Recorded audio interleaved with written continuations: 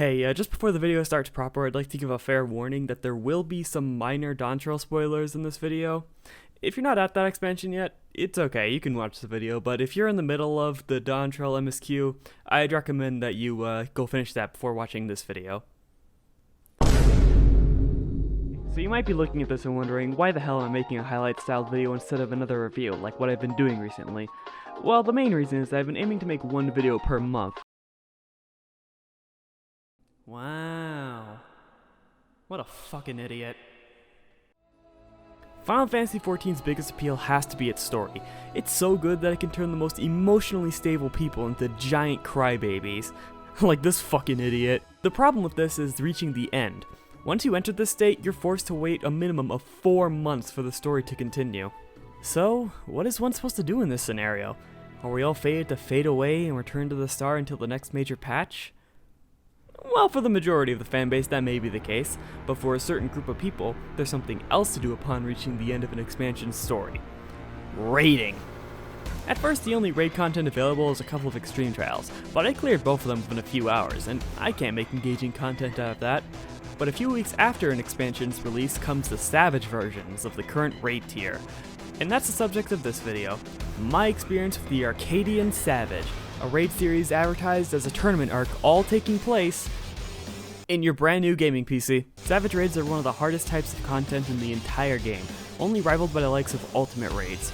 Completing these 4 raids requires coordination, skill, planning, and worst of all, time. All of which can be easily obtained by joining a static, a group of people who meet up regularly to progress, or PROG for short, through the ready tier. But in order to join one, you'll need friends and or social skills. And what if you don't have either of those? Well, the answer to that is in the very title of this video.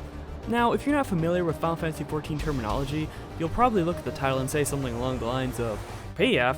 What the fuck is that supposed to stand for? Penis fart?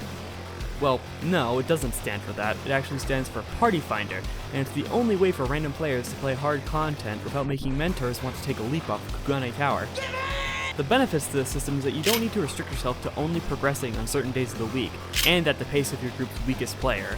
The downsides, on the other hand, well, we'll get into that later. It'll be easier to show them off when we actually jump in. And trust me, this ain't my first rodeo, because I managed to clear the previous raid tier on PF, Pandemonium Anabastios, which,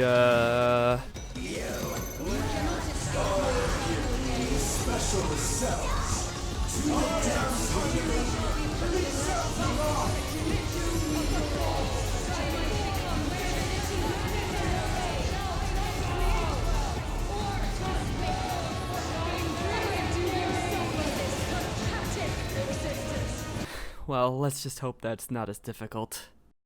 One little disclaimer before I actually start talking about the raid tier. This video is not a guide. When I explain a mechanic, it's for the sake of explaining it to non-Final Fantasy XIV players. As unlikely as it is, I do not want to see curb strat in the Party Finder after this video goes live. Leave that to the actual guide creators. Love you guys.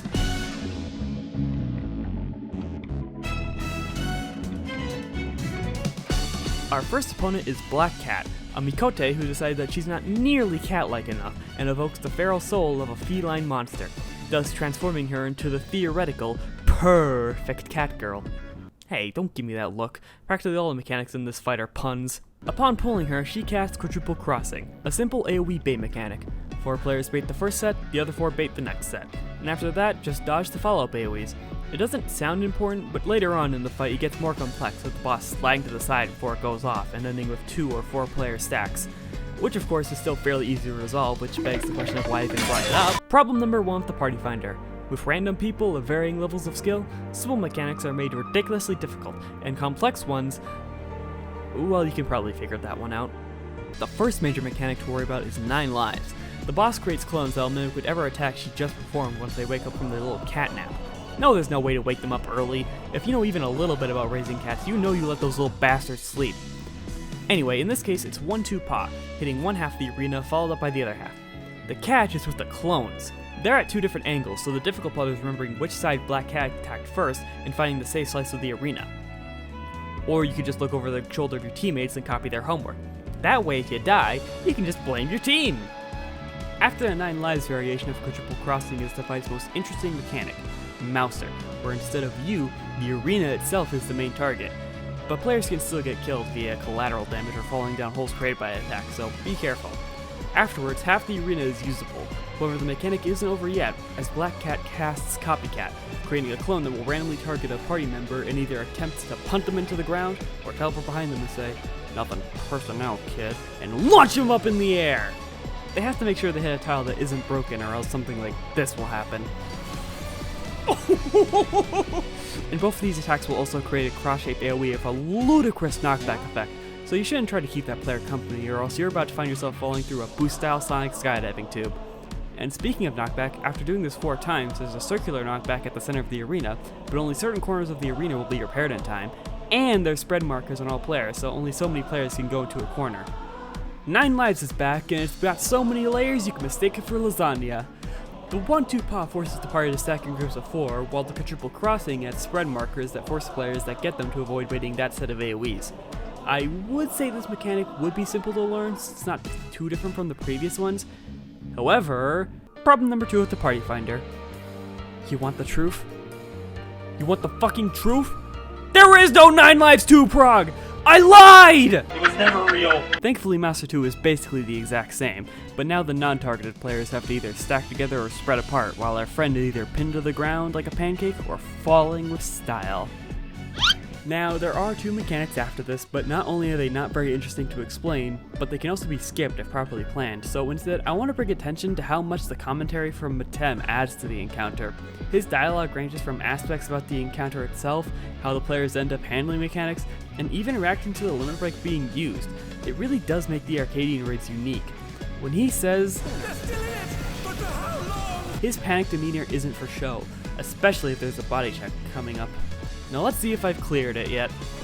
Oh, finally! Hear that groan coming from yours truly? That's because I ended up spending an embarrassingly long time trying to actually clear the damn fight.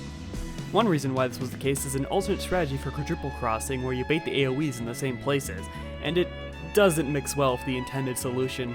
I know this because problem number 3 with the Party Finder. Final Fantasy XIV players can't fucking read! And there you have it. It only took a single encounter to list all the issues with Party Finder. And as you can see, the negatives not only outnumber the positives, but heavily outweighed them. God damn, whose shitty idea was it to make this video? Oh, right. It's mine.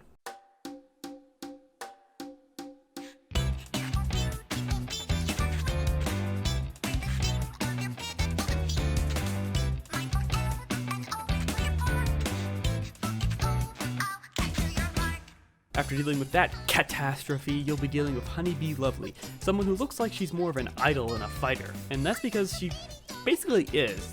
But with the soul of a queen bee at her disposal, she can put up a serious fight, and with this transformation, she also has a powerful ability to charm her foes. Although I would argue that machinists should be immune to this effect due to having their own queen. Most of the fight revolves around the stage transition mechanic, Honeybee Live. This happens 3 times throughout the fight, starting with beat 1. Upon transitioning, every player gets a gauge above their head. Normal people will call this a heart gauge. Personally, I like to call it the "it's hip the fuck bees bar." And if it gets filled up to max, not only do you become temporarily immobilized, but the queen bee herself will heal some health back, and get a permanent damage buff that does stack, potentially making the party's survivability comparable to an actual bee. What the fuck? So it goes without saying, but do not fuck bees! It's not hip! Please, we're supposed to be on beat 2 prog! So how does this gauge fill? The answer is simple. Getting hit by anything during the phase. Fail to dodge? Heart. Stand in a tower? Heart. Touch a heart? You get the idea. If Honeybee hasn't collected enough simp stacks to kill half the party for raid-wide, Alarm Pheromones is up next. Bee minions will spawn around the edges of the arena and charge in basically a random direction. Getting hit will knock you back, either into the loving arms of another bee, or at the edge of the stage, killing you instantly. I'm not gonna sugarcoat it. This is rough. The save spots can be real tight, the melee classes are grasping for uptime, and there are just so many bees. Supposedly there's a strat to help make the mechanic easier. Those are for lame nerds. If you are super cool and wear snazzy shades, you dodge the bees by employing the holy wisdom of fuck it, we ball. Just please ignore my physical range privilege. Honeybee Live B2, ladies and gents! Actually, this is pretty simple. The 0 heart players circle around the boss while the 1 heart players twiddle their thumbs in the center until it's their turn to resolve the mechanic. Assuming no 0 hearts drop a puddle on the 1 heart players, you'll be on your way to Alarm Pheromones 2, which thankfully is not as hectic as the first one. 2 players are given markers and have to drop puddles away from the party while dodging the B minions who spawn in set positions this time. This happens 4 times, so the accepted strategy is to place the first puddles away from each other and then place future puddles clockwise from them. However, the bees can be real dicks and prevent you from safely placing a puddle, and that's where some jank may befall the party. Dude, they got Honeybee Live Beat 3 now? What will they think of next? Let's see, it's got hearts, AoE, towers, and nuclear bomb? Nuclear bomb? The final mechanic to talk about features a new stage transition, showcasing Honeybee's Rotten Heart, which is also what the mechanic is called. It's also a great way to show the player that the fight is nearly over and it's time to peep game and lock in.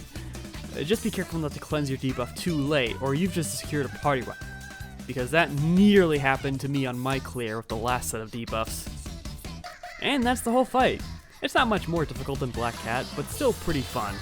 Although, a sick part of me kinda wishes this fight was more complex and difficult.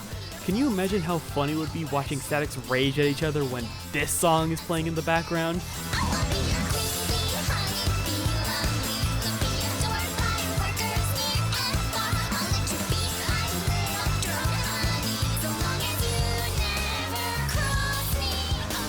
Well, with that fight behind us, I think it's time to move on to the next fighter. But, who is it? No, seriously, who's the next opponent? I can't for the life of me remember who they are. Come on, can someone tell me? I got a video to...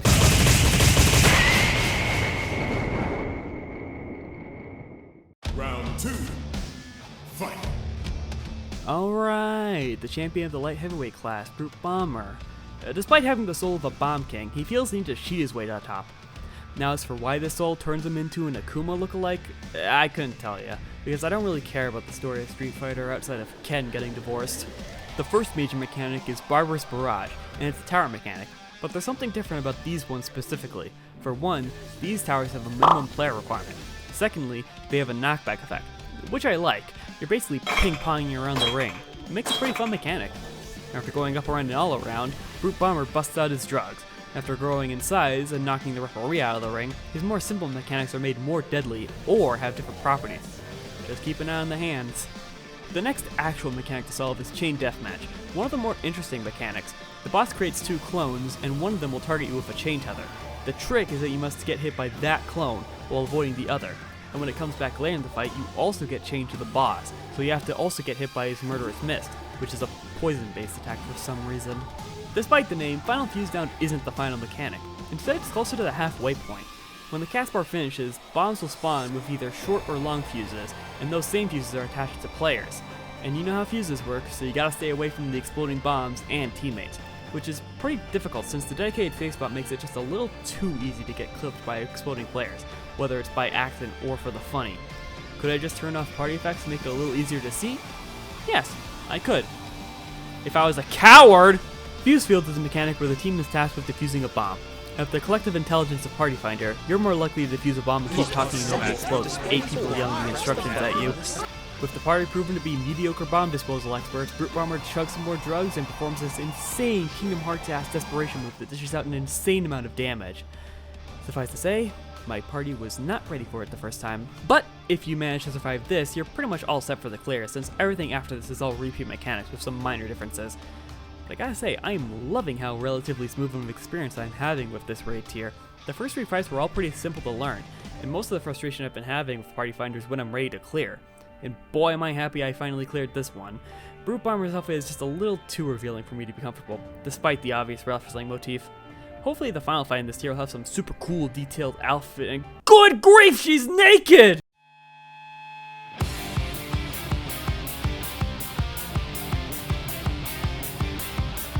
After becoming the light heavyweight champion, we've suddenly been challenged by heavyweight class fighter Wicked Thunder, older sister of Black Cat, and intends to take the Warrior of Light's soul, which I'm sure isn't for any life-threatening reasons. The soul she wields in battle is Ixion, or rather 14's take on the Aeon. Or rather, a version of 14's take on him. He gets used a surprising amount of times in this game. Hell, it's not even the first time he's been fused with someone. Funnily enough, that's not even the only Final Fantasy X reference she has, as Metem introduces her as a wielder of both magic and machina, even though in-universe her electrified cube is an ore called Electro. If that isn't a clear Final Fantasy X reference, then I don't know what is. Opening the fight is a raid-wide attack called Wrath of Zeus. Wait a minute. In Final Fantasy X, Ixion's overdrive was called Thor's Hammer. This fucking horse is a fraud, mooching off the success of Thunder Gods! Okay, I'll chill out with bringing up Final Fantasy X. I'm already working on a multi-part review of that game. The first mechanic worth talking about is Witch Hunt. At first it's pretty simple to understand. 4 players get attacked, and the other 4 either need to get as close or as far as possible depending on the symbol displayed to take the follow-up AoEs. Pretty simple, right?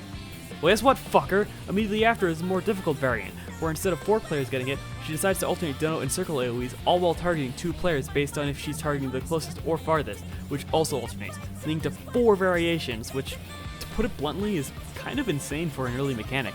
Not to mention how much rougher this mech is with Party Finder. Electro Edge spawns 4 globs of cubes.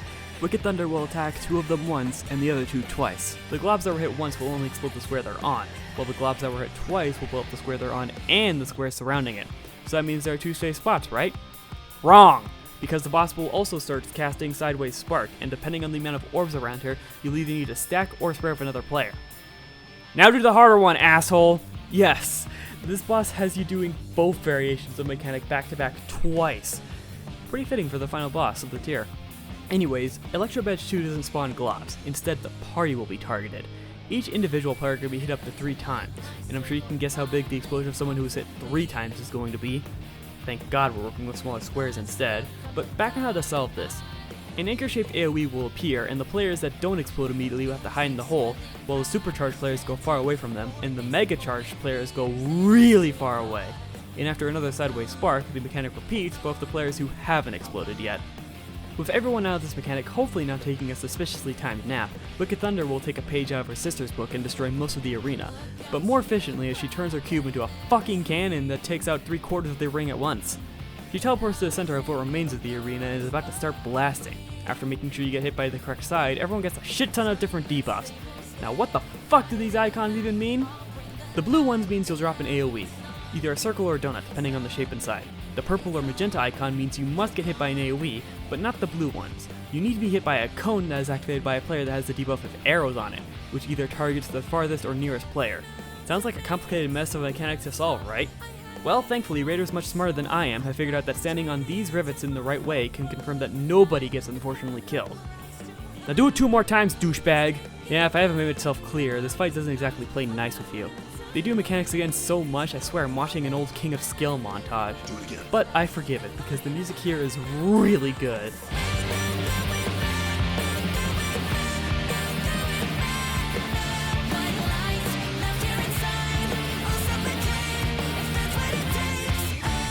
After surviving all 3 blasts, or just healer limit breaking, Wicked Thunder refuses to accept defeat and begins to cast Electro Transplant, shoving her Electro Cube inside of her and shooting out cone AoEs all around her and attack 4 players with a separate AoE, requiring those players to have someone else cover them as the Fallout line AoEs go off. All the while, the second phase's intense theme starts playing. And that's the whole mechanic.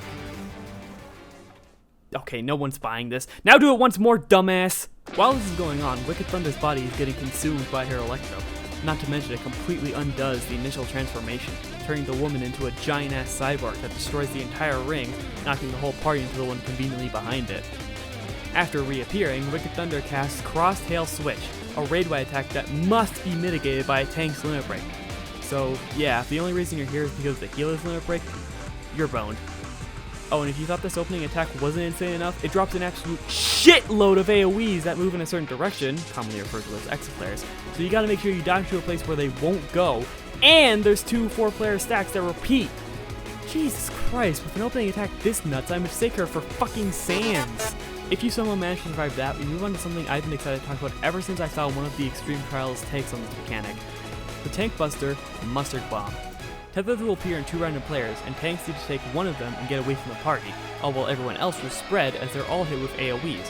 All of them except 2 who need to take the Buster's follow-up or else risk killing the tanks.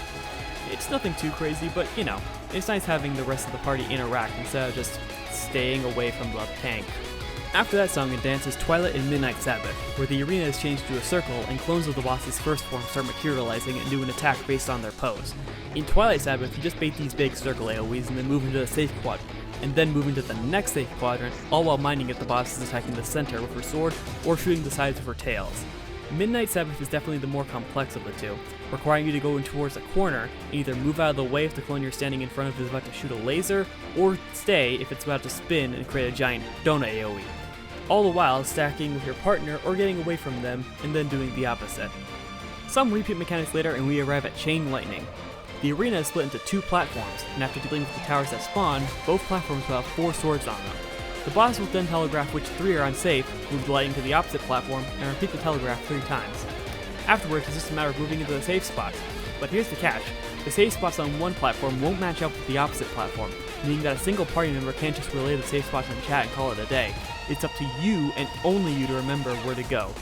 Just don't let your healer bait you because you both forgot where to specifically stand. The end is in sight, but in its way is Sunrise Sabbath, easily the most complex mechanic in the fight, and often regarded as the last wall to overcome before clearing. Much like the last Sabbath mechanic, the arena will once again change to a circle and spawn clones. Players will be given debuffs that must be cleansed by one of the 4 cannon clones, all the while, at the same time, the winged clones will look towards the edge of the arena, which indicates where 2% towers are going to spawn. The part that's really rough is that in order to bait the cannon clones, you need to stand uncomfortably close to the edge of the arena in order to get the right angle. And if you touch for even a second, that's going to be instant death, and someone is about to experience a really unfortunate death. There's an alternate strategy that allows melee jobs to keep uptime on the boss by using waymarks placed by people who have already beaten the fight, but even then it can still be stressful to aim since you're aiming the cannons in the center of the arena rather than outside. Just getting to this point is an incredible feat, but eventually, you'll know the mechanic like the back of your hand and be on your way to clear. And I sure was ready to clear. For 2 weeks! Wonder why this video is coming out so late?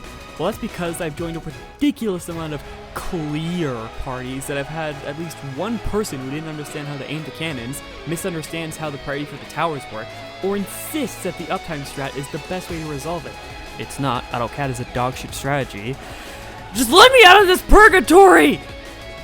Wait, I'm out.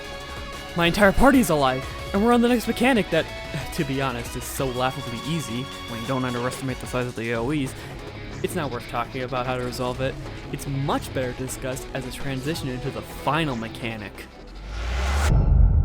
Enrage. It's a feature of all hard content, acting as a DPS check to make sure your party is dealing adequate damage. But here, it's different, because now, there's nothing left to learn. No new mechanics. No new raids to unlock. By the time that cast bar reaches the end, one will be crowned the victor.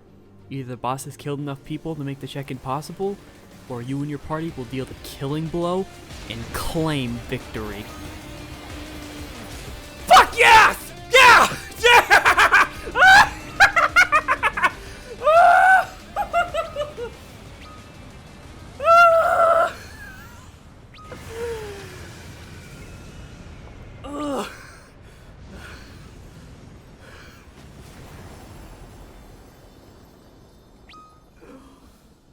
The match is decided! Victory goes to the challenger!